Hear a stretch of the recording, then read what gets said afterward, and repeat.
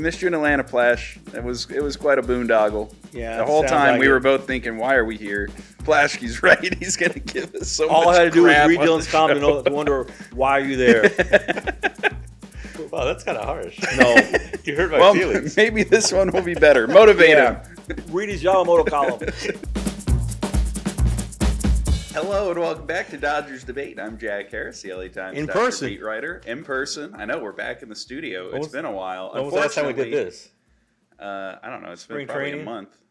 Since then, we've done episodes from the Milwaukee airport, from Iowa, from outside of Dodger Stadium during an ice raid. Although now that we're back in the studio, what are you writing a column right now, Dylan? Yeah, kind of. Well, I mean, I had it. I figured Oh I my could. God, he is writing a column. Can your laptop deadline out. wait? Good Lord. Well, I mean, I figured I brought it down here because I figured Jack would be late, which he kind of was, right? So I figured I could was at least here. get a couple paragraphs in. I don't blame Dylan for trying to save face. He went to Atlanta, and what did he come back with? He ripped Ohtani for not being in the home run derby.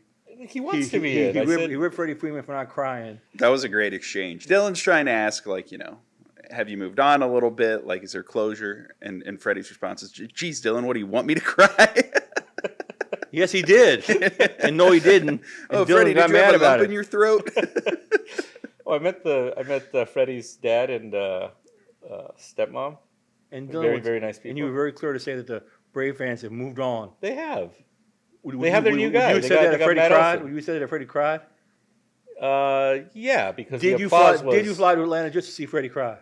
No, I went to go talk to Yamamoto, and people can read about it in the Friday edition. You're writing of it the down. Is LA that what you're Times. working on right now? It It's is. unbelievable. Okay, well, don't let us distract Yeah. you. while you I Do your don't know work about your over work, there. Dylan. Good Lord, this thing's on once a week, Dylan. Come on, man. Hey, what's that on your nose? I don't I'm sorry know, to like dude. acne shame you. Or It's not. not acne? It's what happens Are you when acne you're shaming him? when you're on the road for like 20 out is of that 25 like days. like a skin thing? No, Better it's his just nose my- being red than your nose being brown from kissing Oh my God! Clayton Kershaw. He was the one that wrote Kershaw. Although I will say this, Clayton Kershaw was great.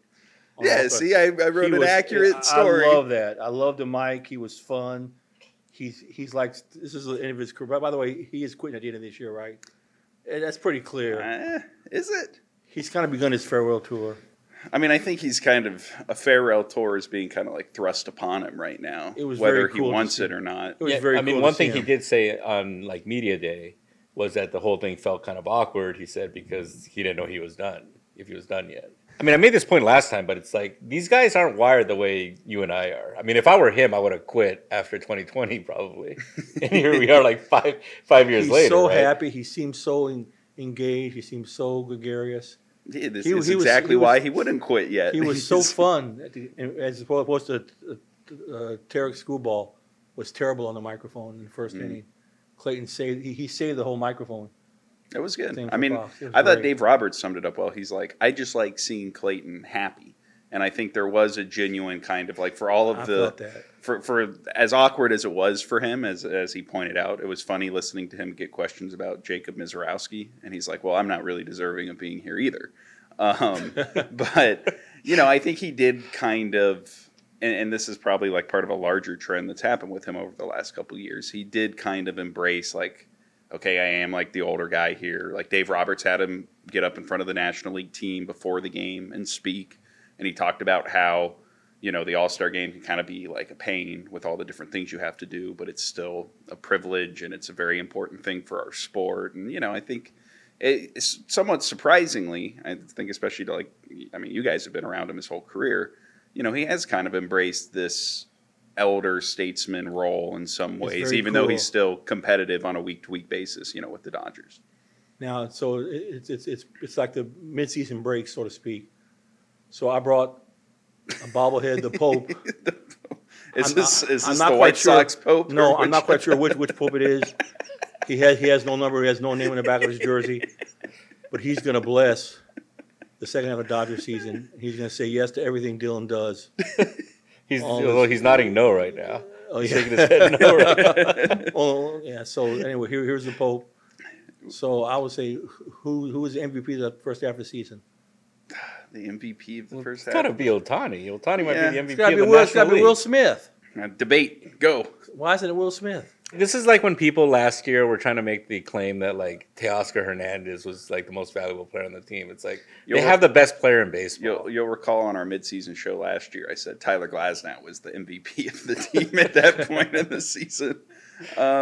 Look, I think Will Smith has been very important, and it's probably like the number 2 guy on this list. But I mean, Ohtani's got 31 home runs. He's pitching again. Let's put it this way: he's barely pitching. If the Dodgers didn't have Shohei Ohtani versus if they didn't have Will Smith going into the second half of the year, I think there'd be a lot bigger alarms about one of those situations than the other. But Will Smith plays the field, plays behind the plate, 120 games. Is that a good thing? Yeah. I mean, He doesn't play that much. I mean, honestly. No. I'm just saying in terms of pitch calling and stuff. This has come under question by certain segments of the media. By who? You? Well, the Japanese media seems to There were a couple situations last week, most notably in Yoshinobu Yamamoto's start in Milwaukee, where even Dave Roberts noted, like, yeah, we probably got a little too predictable with the pitch calling at some points, which is still like, look, that's one of the things that over the years, like, Will Smith has gotten a lot better at. He's still not perfect at it, and I think his, whatever the reputation is, probably sticks to the scouting reports a little too closely. But, like, on the whole, I think when you look at his job this year, the impressive part is more that he's dealt with 35 different pitchers. He's been able to, give them, like, he hasn't been the reason why the pitching numbers haven't been as good this year. And he's the best contact hitter in it. Yeah, and he's got like a 25-point lead for the batting title. I mean, he's somebody who should be getting like MVP votes come the end of the year for sure. He's probably not going to play enough to like really be in that conversation. But like I wrote about that this week. It is funny how with all the stars on the Dodgers, you go to the All-Star game, all the attention when it comes to catchers is on Cal Raleigh and what he's doing, rightfully so. But like Will Smith is having one of the best seasons out of anybody in baseball right now. And you go to media day, and he's kind of like shoved behind, Clayton Kershaw and Freddie Freeman and Ohtani, and he's next to Yamamoto's table, and all the Yamamoto reporters are kind of spilling into his space, and he's just kind of there, like, I'm like, hey, do you feel overlooked? Do you care? He goes, no, I just, want to go out there, win games, do my thing. He's vanilla, as Dave Roberts says. Yeah, he's not a great quote. No, so that hurts him. But I think a guy who plays as much as he does, involved as much as he does with the whole team, I take him over Ohtani, MVP. Who's the biggest bust? Biggest bust. Well, you could go a few different ways with this. You want to like rank them? Because I'd put. It's got to be Snell. I don't know. No. Well, no, because the money matters, right? You just tried to make the argument that Will Smith is more valuable because of Ohtani because of playing time, right? Snell hasn't pitched, but he's hurt. It's time. You can't call it bad, but he's hurt. So this is where it can Ohtani's be Snell. recovering from Tommy John. How much do you want him to pitch? It can be Snell. I would argue that it's really probably been Tanner Scott or close your ears, Dylan, Roki Sasaki. Oh. Because at least Roki, like among guys who have played, like if you want to remove Snell and Glasnow and some of the guys who've been injured, like compared to what the expectations were, I think he's fallen shortest. Now, in terms of how it's impacted the team, Tanner Scott's been the biggest problem because that's also something they're going to probably have to address at the trade deadline. Exactly. Now. He's forcing them to make a trade deadline that they don't want to make. I think they should trade it for another starter. You're still on this boat. Yeah. Come on, man. Tyler Glasnow came back, looked good. Blake Snell's on the way back. Even Sasaki might be back, though I wouldn't put a lot of future stock into how he's going to pitch. But I brought a game for us to play. Well, that wasn't the game. Prepared today. No, this is I came prepared. Ain't last look because I got to be able to read this. All right, this is a game. You brought a game. He brought work. You're like I don't want to bother parents. I don't want to bother Dylan too much, but it's only for Dylan, not for you, Jack. Okay. Right, I don't like this. I know where this is going. I do not like this. I object to this. I'm going to give you this. Fonzie, turn off the cameras. I'm going to give you the name of a player. You tell me if he's a Dodger or a Giant. It's these players from the rosters of the last 2 seasons. Okay. You got to pronounce the names properly, though, Flash. Zach Logue. Ooh, this one's kind of tough. Giant? Dodger. All right. We'll start. What does this guy do? He was He's a pitcher? Left-handed relief pitcher, Okay. yeah. We'll start something easy. think Shohei Ohtani. Dodger. Logan Webb, Giant. This is good. You got to warm him up. Mason Black. Giant. Okay, you got that right. All right. Carson Sagmon. Giant. All right. Were you doing this during the games this weekend? Like, Yes. I'm going to get Dylan. You'll never get this. Ryan McKenna. Giant. Oh, you got it. Yeah. Hunter Fiducia. Dodger. You're cheating. You're looking at my paper. I'm not. What position does Hunter Fiducia play? Pitcher? No. No. All right, you won't get this. He's a catcher. Connor Brogdon. Isn't that the Giant? No, he's a Dodger. No. Another Dodger relief pitcher. Has he actually played? Well, this was Yes. last year. Acquired from Oh. the Phillies. I think like pitched 2 games and then had like a plantar fasciitis So problem. where is he? Is he a Dodger now? No, but that's not the game. That's not the game. Well, I don't.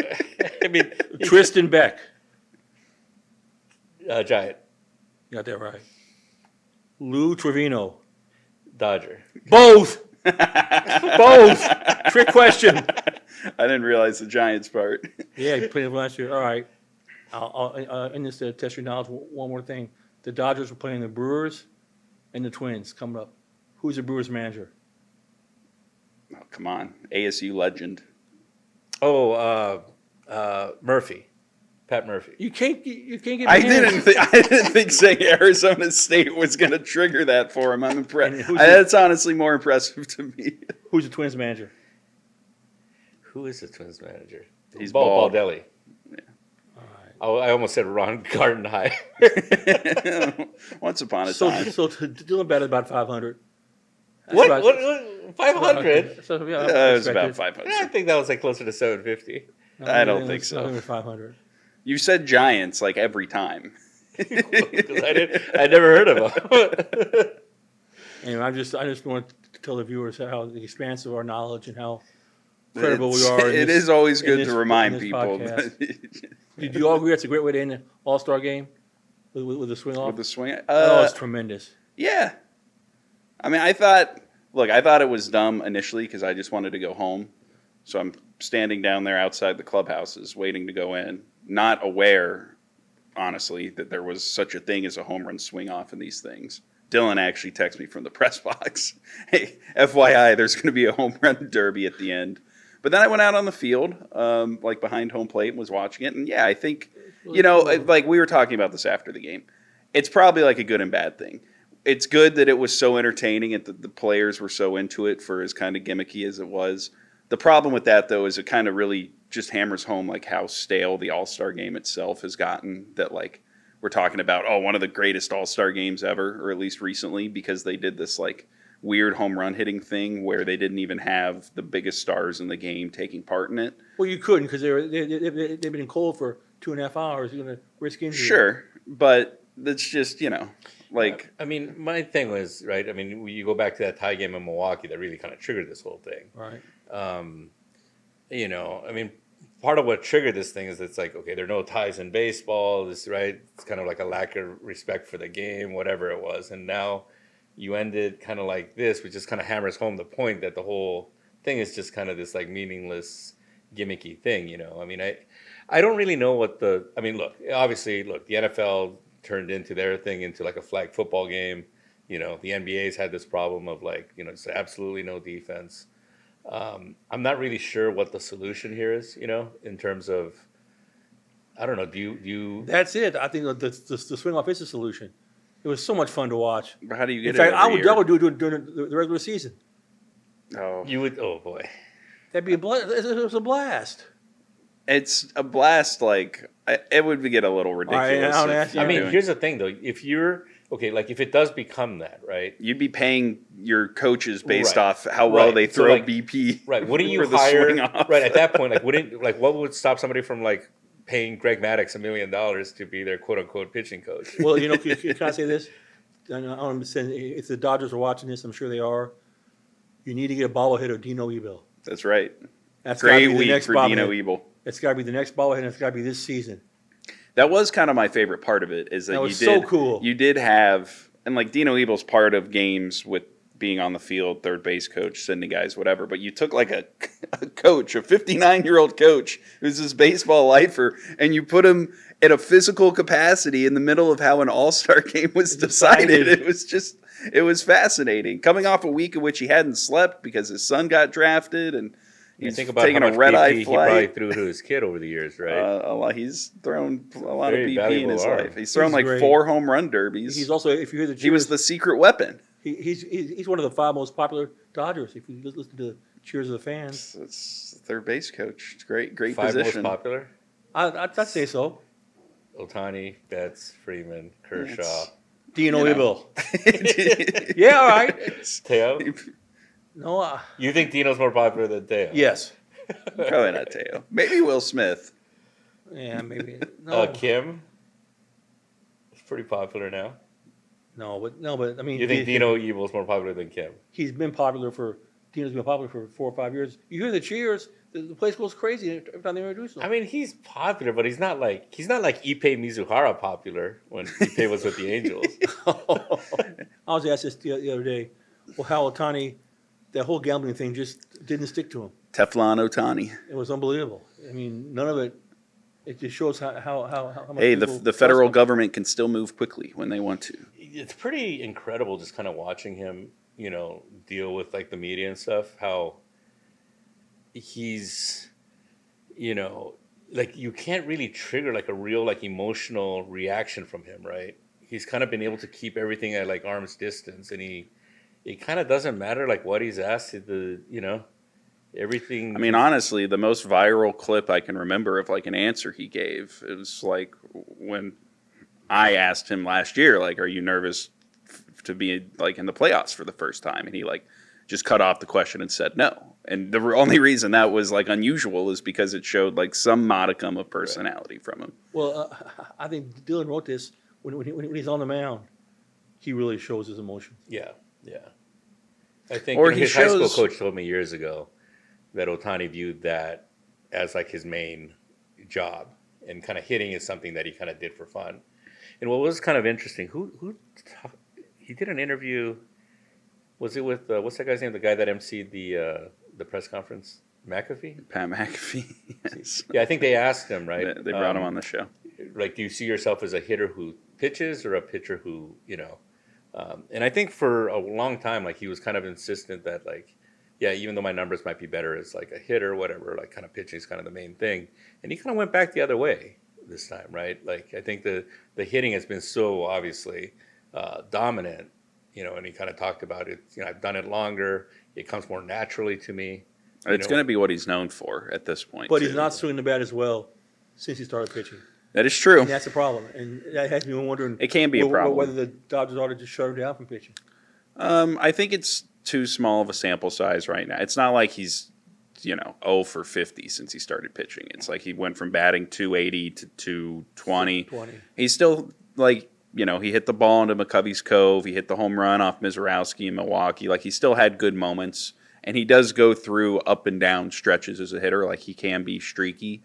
But yeah, I think like when you look ahead to the second half of the season, that becomes one of the really core questions for the Dodgers to have to figure out, because he's 31 now, right? I don't think that doing this just based off some of the comments that Dave Roberts and others have made about like, oh, he's a little fatigued today. We're really monitoring how he's going to bounce back. The fact that, when he threw 3 innings of a live BP, that he went to the team after that and said, hey, this is a little too exhausting to keep doing it this way. Why don't I just go to pitching in games? Like I do think there is some level of, whether it's just because he hasn't done it in a couple years or he's a little older than he was the last time he was a two-way player, this is probably a little more taxing on him, maybe just in small ways. And because of that, the longer that the offense drags, the bigger of a question this becomes. Because yes, as we've talked about, the most important thing for the Dodgers is having Shohei Ohtani hitting down the stretch and once you get into October. Now, at the same time, given the way the pitching staff's kind of working out, you might still need him to give you some innings. And the way he's pitched, I think it's going to become more and more difficult to just shut him down as a pitcher. If they trade for a pitcher at the trade deadline, they'll take the pressure off them. I mean... And that's one of the things that they got to try to figure out even in the couple weeks left is, can we trust him, count on him to pitch somewhat without worrying about how it's going to impact his bat? And if not, do we need to work around it? But here's the thing, though, right? This isn't going to be their decision. This is going to be his decision. And ultimately, the contract that he signed, in the form that he signed it in, where they're paying him $2 million a year, and they're making millions and millions and millions of dollars off his name, right, through advertising, they are not in a position to tell him what to do. And I think for him personally, the two-way thing is a big part of his identity. Now, I do think the winning part will probably trump all that, right? And yeah, I agree. To where if he feels personally like it's hurting his bat, or that if maybe they don't need his arm, right? Maybe that if all the guys, right, the Snell and Glass now come back healthy, Yamamoto stays like this, and maybe they don't quite need him. The problem now, though, is he might be a better pitcher than all of them the way he's pitched so far, at least in like these small bits. Dylan really understands two-way players because he's doing a column while doing a podcast. But the ultimate two-way player today. But I think unbelievable.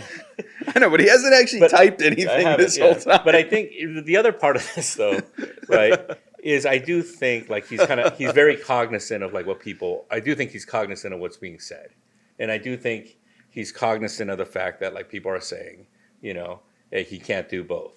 And that's really what's defined. He can't do both. I'm saying it. Oh, yeah, right. I was about to say, I don't know if anyone's actually saying that. But. I am right now. Just did. No, and I think, look, I and my feeling, just kind of being around the team, is that their preference would be that he doesn't pitch, right?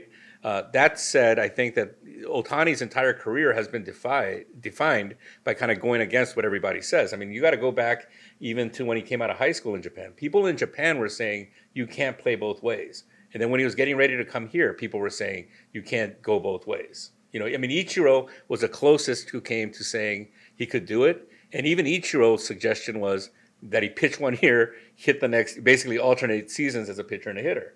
Right. And so, no one Is that really his suggestion. That was his suggestion. Yeah. So, what he's doing right now. That sounds like bad advice. I think obviously teams, were desperate enough to get him that they were saying, right. And were the Angels kind of what were the Angels going to do?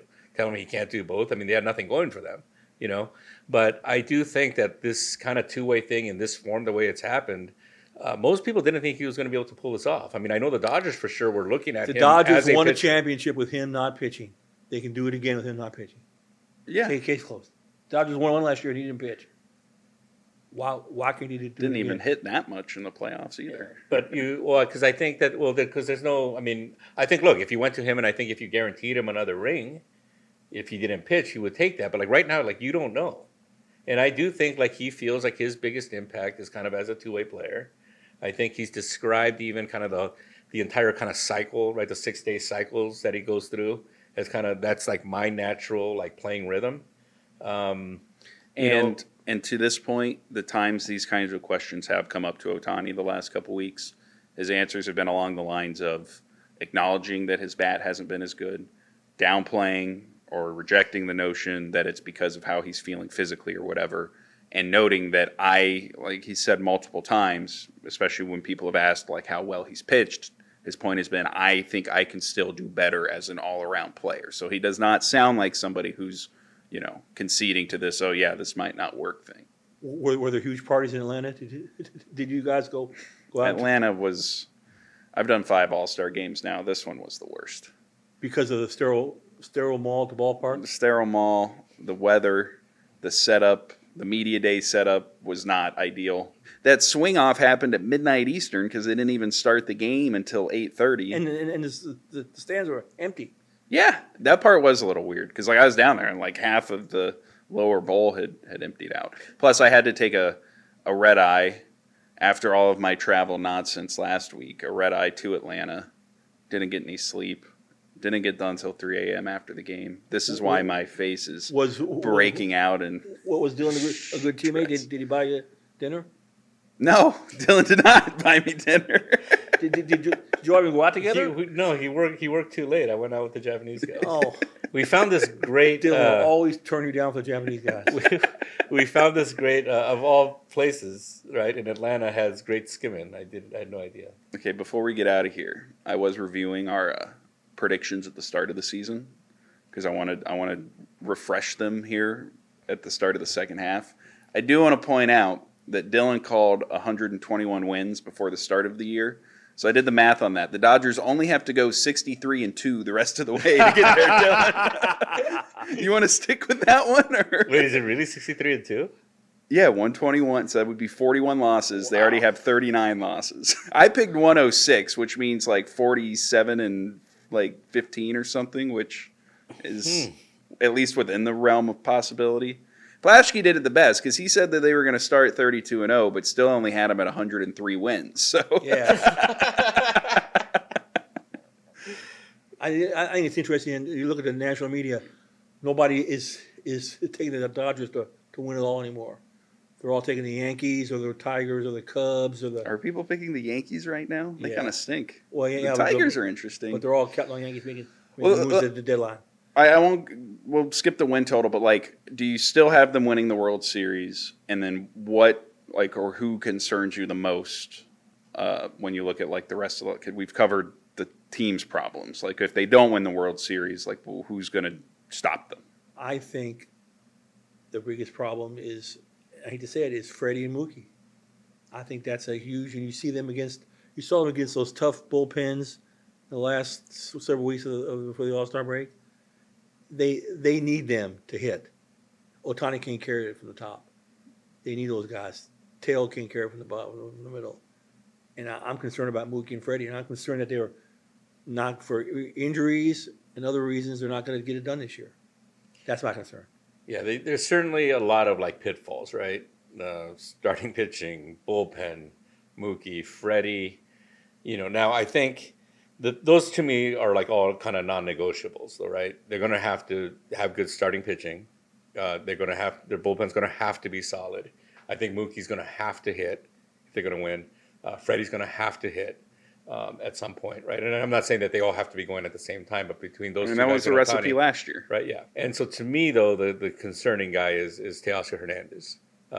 Really? Because again, like if you look at those things as being kind of non-negotiable, right, and you look at like the surrounding pieces that kind of maybe take you over the top there.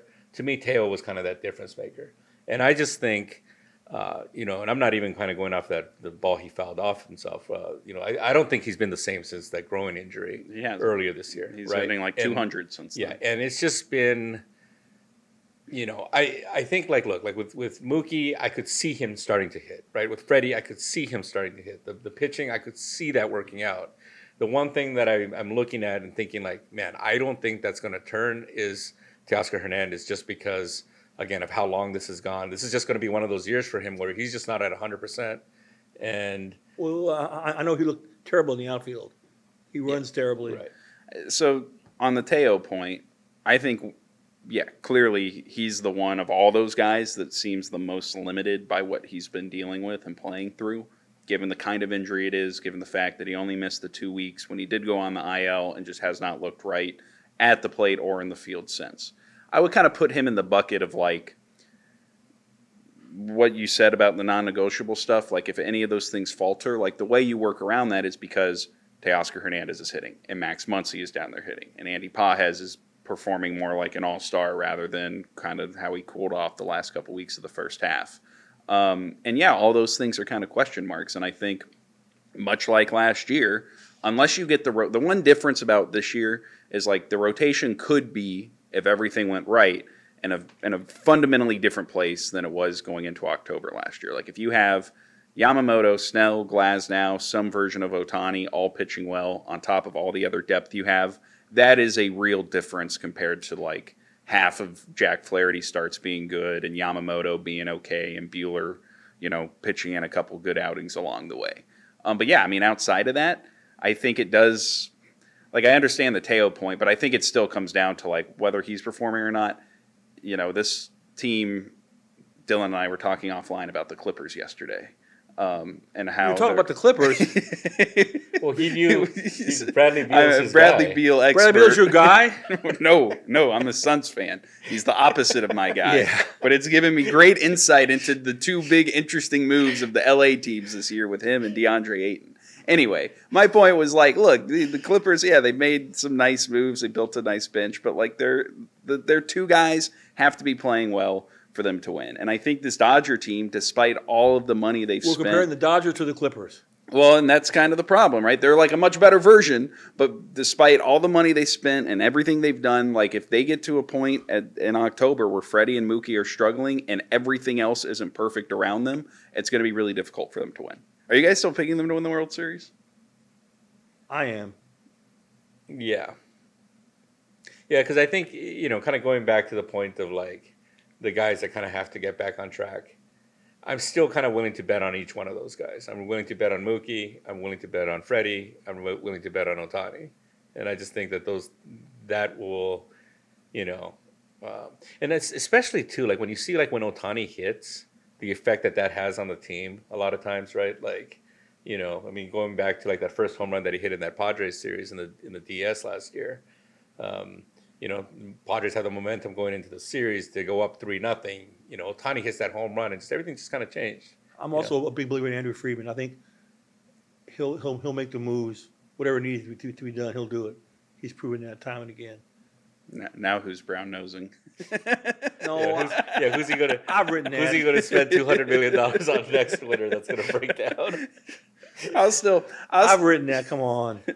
I will. I'll still pick him to win, but I feel a lot less. I was rewatching the supreme confidence we had on opening day this year about this team winning, and I'm more in the boat of like I think they'll win, but it's because I think a lot of things will still break their way, which is not the kind of team we thought that they would be this year. But and frankly, like a lot of usually you see with teams, right, and across various sports, when you have a season like this where just things are just kind of going bad, like it's really kind of hard to reverse that bad juju, right? And so, I think kind of the odds are right if you're really just kind of trying to look at this from a detached standpoint. The odds are that they're not going to do it. But I mean, again, I just think there's a reason no team has, right? Yeah, 25 years. But again, I just think that again, those certain guys that I mentioned, I think they may have. And the bottom line is they've been very ordinary, and they're still the second best team in baseball, second best record. You know why they're still going to win the World Series? Because they've been blessed. Are we sure that's a Pope? You sure Yes, that's not well, like I'm sure it's a Pope. Okay, well, we missed you in Atlanta, Plash. It was quite a boondoggle. Yeah, the whole sounds time like we it. were both thinking, why are we here? Plaschke's right. He's going to give us so All much I had to do was crap read on Dylan's the comment show. to wonder why are you there. Wow, that's kind of harsh. No, You hurt my feelings. Well, maybe this one will be better. Motivate him. read his Yamamoto column. You got to watch him write it. Yeah, write him on down and read It'll it. be up It was online. great. No, it was great stuff. It was we all got good inside stuff from that. That was great. Second half of the season. Here we go. Here we go. Here we go. We say it with such dread.